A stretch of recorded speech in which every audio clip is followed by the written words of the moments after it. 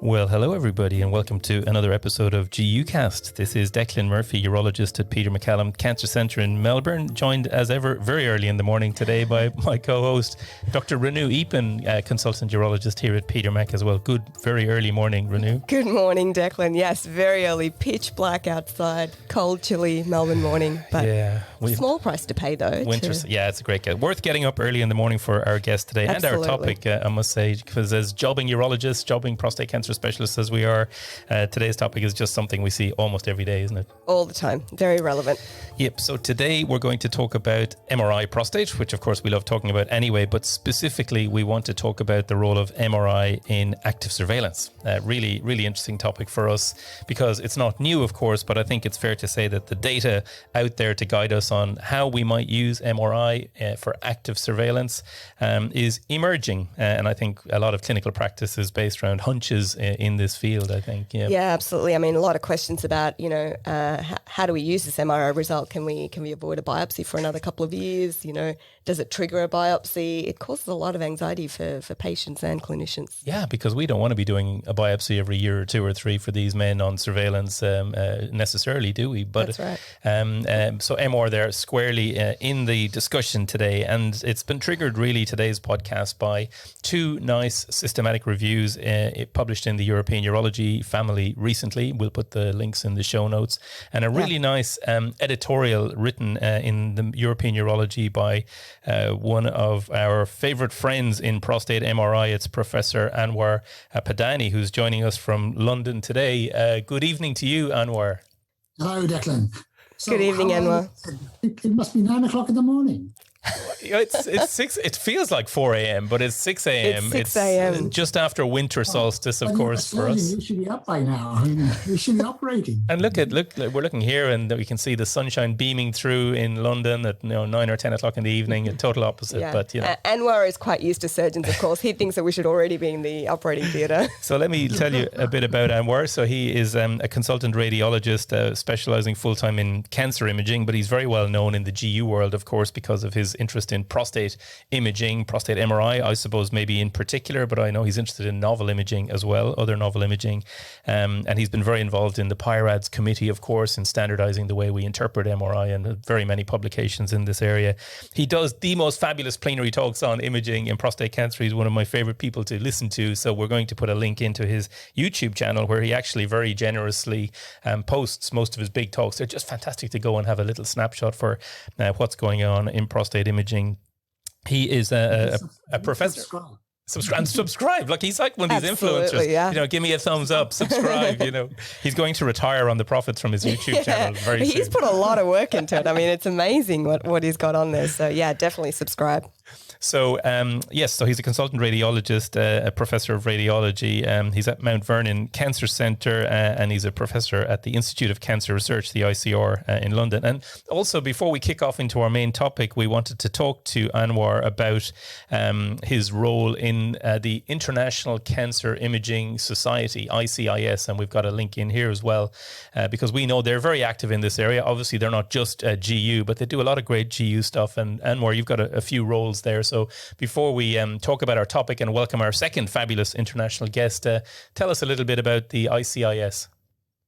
Okay, so ICIS and not ISIS was founded many, many years ago as a traveling club. As an educational club, we went to different countries. We did education, had great fun talking to our friends and educating people around the world. So the International Cancer Imaging Society, now based in London, founded by Janet Husband and Rodney Resnick, original founders, and now has gone from strength to strength. And we're a cancer imaging society dealing, with the whole breadth of cancer from the head to the toes, I suppose. We have a fellowship of about, I'd say, 80 to 90 fellows who are only chosen on the basis of their academic achievements, but most importantly, they have to be nice people. So that one of the things is, would you take this person out for a drink? Would you introduce him to his wife or your wife? And if the answer is no, then they don't join. But anyway, so it's a great club to join, and it's and we have fellows and we have members. So we do a whole bunch of educational activities, online courses such as webinars. We do online courses that are very practical. So we run case studies. So for example, I'm looking at the schedule this year, for the rest of this year. We've got a masterclass in whole body MRI on 2 occasions, and that's already sold out. And 2 masterclasses in imaging of the prostate. And that takes an A to Z approach. So from diagnosis to essentially death, cord compression, castration resistance, the whole thing is taken into account. So we tend to be very kind of systematic about this sort of thing. We do AI courses, radionomic courses, and how it relates to imaging and imaging in cancer. So we're very, very active. And we have a cancer imaging journal, which is ranked very highly. And Declan, one of your colleagues, Rod Hicks, is the editor. That's that journal. Yeah, we've written a couple of papers in there. Yeah, that's right. Exactly. Cancer imaging. So, and it's very successful. We've got lots of papers from China. Yeah. Most of them get rejected because Rod doesn't like to do that much editing. But it's a very successful, with a good impact factor. Well, I didn't know that was fantastic. Your journal. Okay, that's a fabulous overview. And these courses you speak of, are they all virtual nowadays? And can international, most of our listeners are international. Can people go to the ICIS website and sign up for these courses? Exactly. You can sign up for these courses. So some of them are listening only, like webinars. But we have these courses where you actually get your cases and you do interactive hands-on. So, we put up the cases, you read them, you give us your opinions. We have workbooks that you have to work through. I mean, last time I did one, which was on oncological body MR, we had people from Argentina, Namibia, South Africa, Peru, so lots of people joined from all over the world, Malaysia, all kinds of places. And Anwar, are they pitched to mainly radiologists or surgeons? What's your audience like? Yeah, I would say it's pitched mainly to radiologists. I mean, we thought about pitching to, other interested people, but it tends to be fairly high level, you see. So, once I go into echo train lengths and field of views, usually you guys will just zone out. And so it does tend to get pitched to a rather smaller audience. Yeah. Fantastic, fascinating. Well, do please go and have a look at the ICS website. They are fantastic. And I know they also get very involved in multidisciplinary activity at other meetings. Anwar is very prominent, as are some of our other favorite big urologists in GU at the big urology meetings as well, because it's fantastic partnerships to see people like this come into our EAU and meetings like that and run courses. That's right. So let's introduce our second guest, welcoming back. We're a special guest that she's coming back after all this time. Yeah, it's very special this morning. Our guest from our very first episode ever. And she came back, Professor Caroline Moore, also joining us from London this morning. Good evening, Caroline. Hi, Caroline. Nice to see you all. And lovely nice to see you. you. And of course, we can see you in your with your lovely London evening behind you. The sun's going down in London, and we're here in the freezing cold early in Melbourne. But that's okay; it comes around, swings and roundabouts. Absolutely. And Caroline, is a professor of urology at UCL in London, and I'm sure the listeners to this podcast who have any interest in urology or prostate cancer will know of Professor Moore and her team at UCL, who've done some of the best clinical work in bringing MR into urology practice, including she was senior author on the Precision trial in the New England Journal of Medicine, which changed things forever, I think, here. Certainly led to reimbursement of MRI here in Australia for early detection, which we're not talking so much about today. But actually, at the same time, we got reimbursement for active surveillance as well. So we have no barriers for patients having MR for early detection, thanks to you, and flow-on effect into active surveillance. And Caroline, as Renu just said, was on our very first episode of GU Cast more than 50 episodes ago, back in March 2020. I remember end of March 2020. Yeah, that was on Pro-PSMA. And now we've got her back for an MRI chat. Yes, it's fantastic. So welcome, Caroline.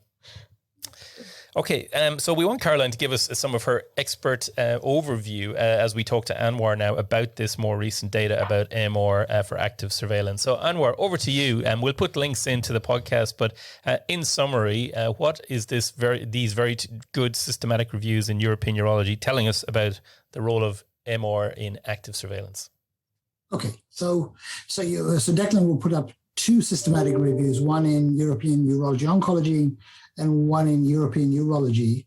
I've now looked at both, but I was only the primary reviewer on one of them. And of course, I'm not allowed to tell you which one.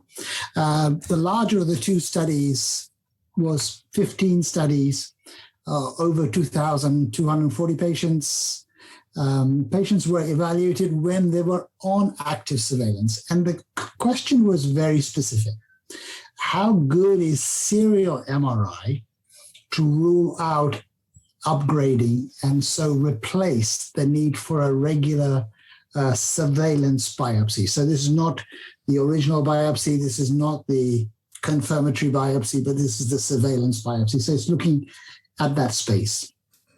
Now, it turns out that both studies are more or less the same because they've used more or less the same data set. The upgrading rate was about 30%, 27% to be precise, and the MRI suggested upgrading in 30%. So you think, great, upgrading 30%, MRI suggests 30%, there should be 100% concordance. And of course, it turned out that was not true. So the issue was that MRI would suggest progression in about 1/3 of cases. So these patients would undergo both a systematic and a targeted biopsy. But in only about half of these patients would you really have histological upgrading. Problem, and these were the true positives, and that means the rest were false positives. So no upgrading, underwent a biopsy for what? Problem. And on the flip side, MRI was non-progressive, in other words, either negative or stable with a positive MRI, but stable. And so these patients should potentially avoid a biopsy.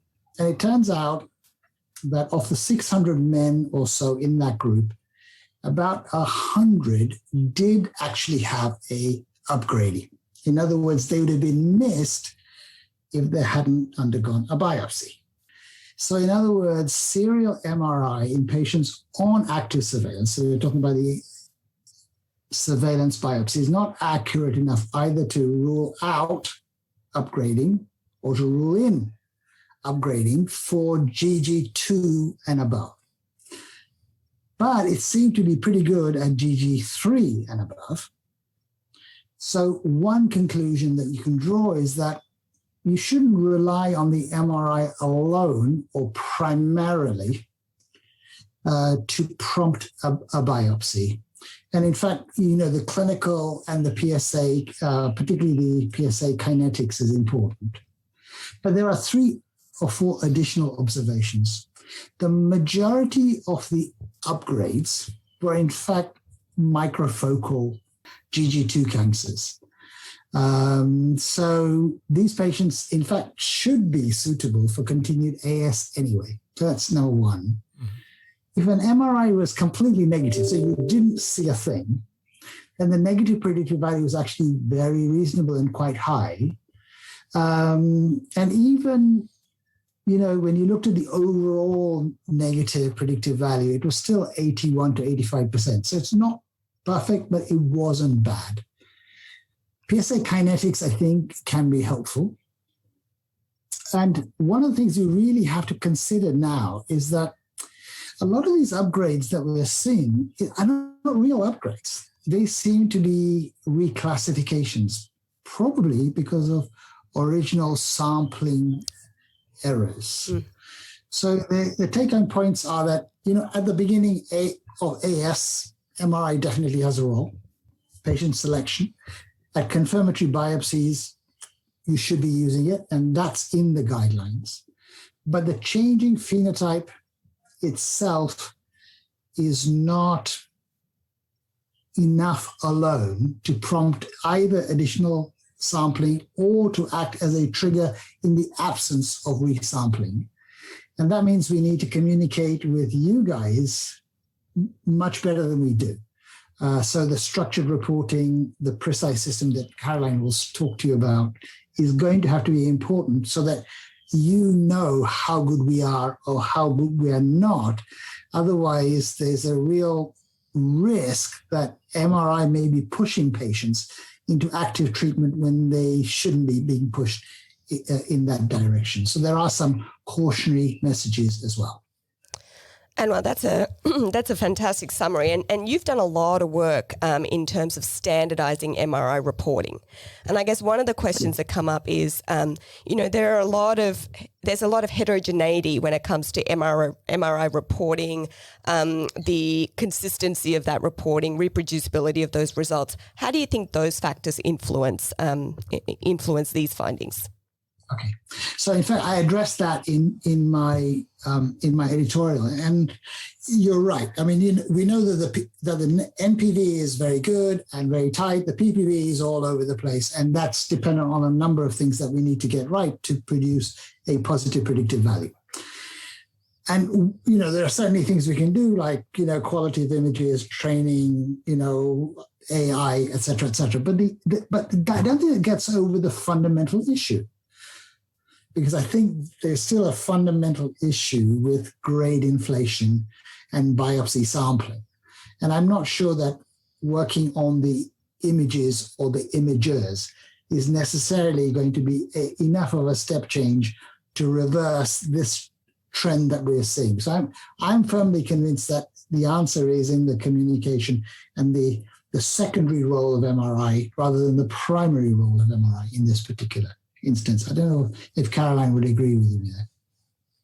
Thanks. So I think there's a few points I disagree on, certainly.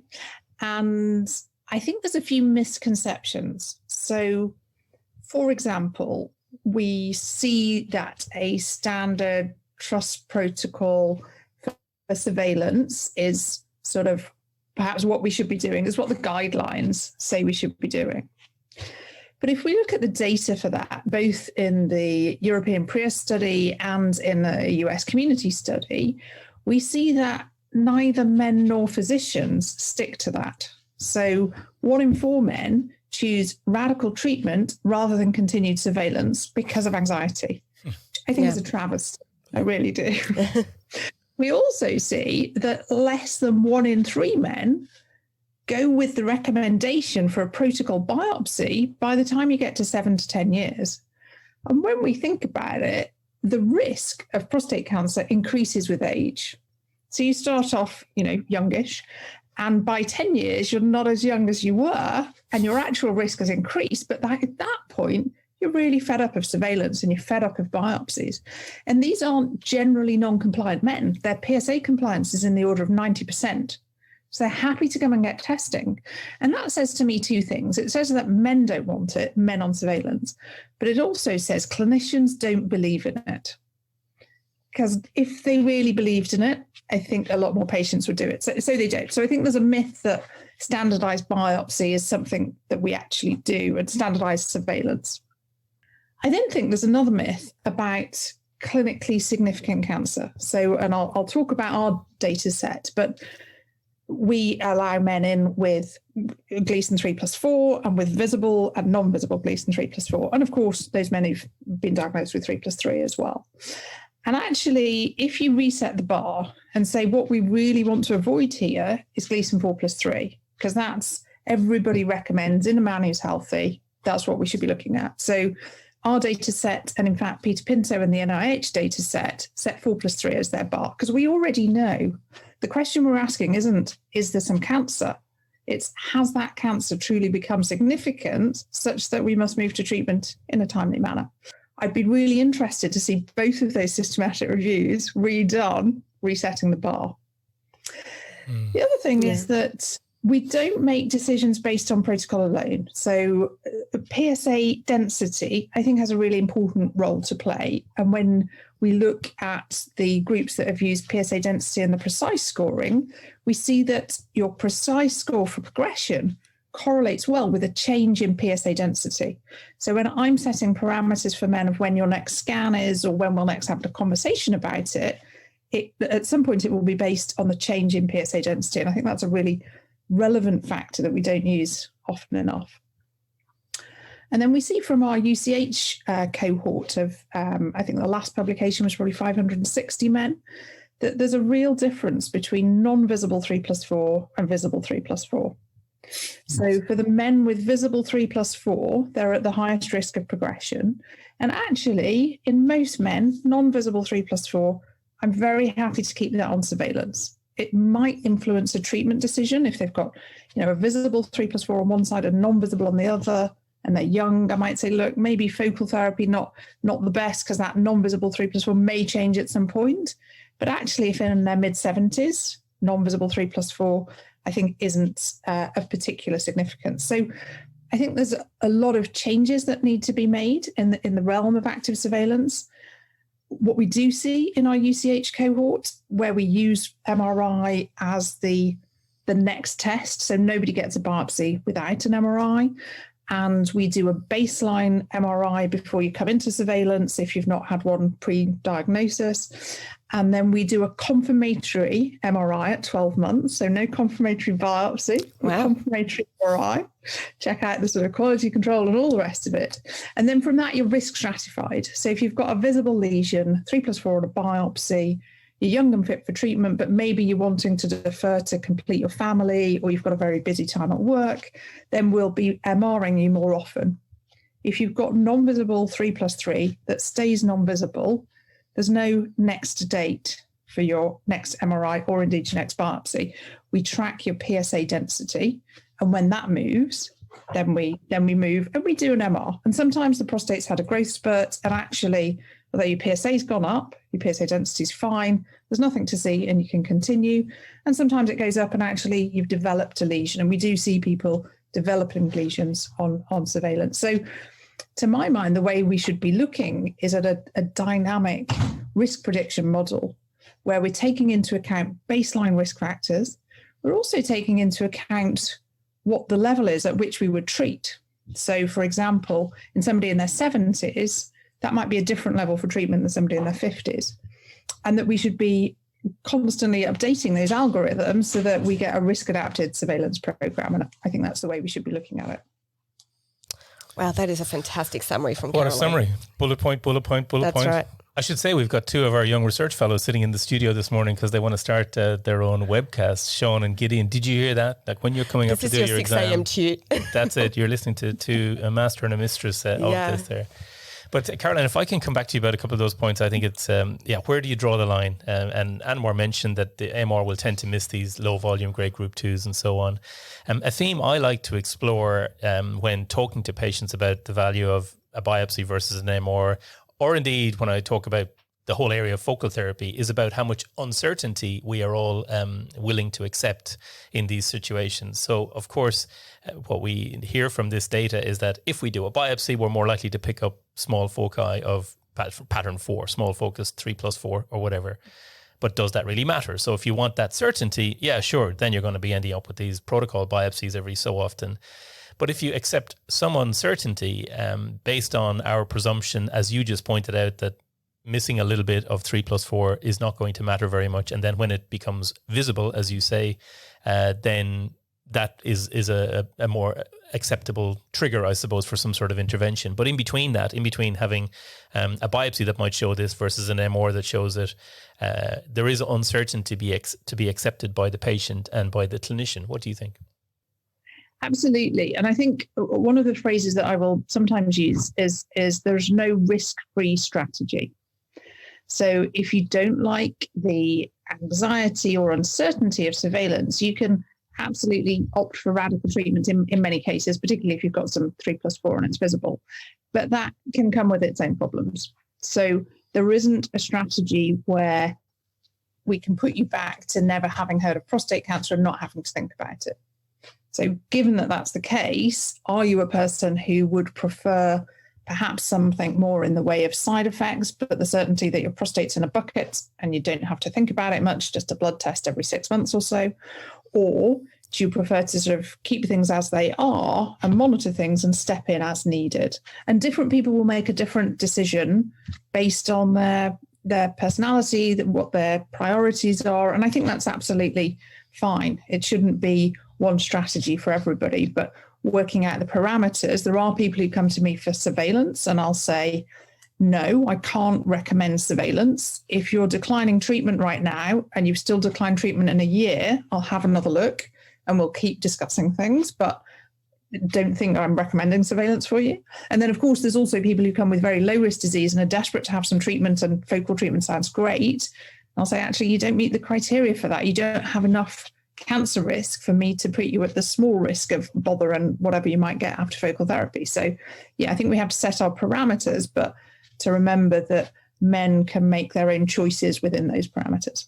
Absolutely. And Caroline, I mean, like you've mentioned, active surveillance is this ongoing relationship between a patient and the clinician. And something that I find in this era now of more frequent imaging, and we see that with PSMA PET all the time, is patients want that scan, more frequently and earlier. So you've mentioned this cohort of patients who may have Gleason grade group 2, 3+4 disease, non-visible lesion on MRI, and you'll follow their PSA density over time. How do you deal with the repeated patient requests for the next MRI? So we have a term for that. So I like to call it MR addiction. Yeah. And essentially, like with being addicted to anything, chocolate, tea, all my usual vices, you need to set your parameters at the beginning. Yeah. So in fact, and it's a bit like the sort of pre-diagnosis chat. So I've had men say to me, when I tell them that they've got 5 millimeters of non-visible 3+4 or 3+3 or whatever, oh, that's great. That's a real relief. I'm going to go off and do this. Whereas other people might be devastated by that because they've sort of misunderstood. Yeah. So if they know at the outset that this is what we do, you've got an MR then, and then after that, we'll look to see your risk, and you'll have a PSA on a 6-monthly basis, and you can post it into the hospital or email us or whatever, and we'll have a discussion, and you won't need another scan until whenever, then it's fine. If they've met somebody either at our hospital or somewhere else where they say, we'll do an MRI scan every year, then you've got a massive problem, because people feel safe. They feel safe having a negative scan. And when I say, well, I can't really justify it because your risk hasn't changed, that's really difficult for them. So you've really got to set it out at the outset that we're going to have a risk adapted model. These are your risk factors. This is why it's low risk or why it's slightly higher risk, and you're likely to have treatment at some point, and then go from there. Yeah. And the trap with having these yearly MRIs is then you fall into that problem of MRI being the sole trigger for the next decision, which is a problem. Absolutely. Yeah, and that's why we don't do that.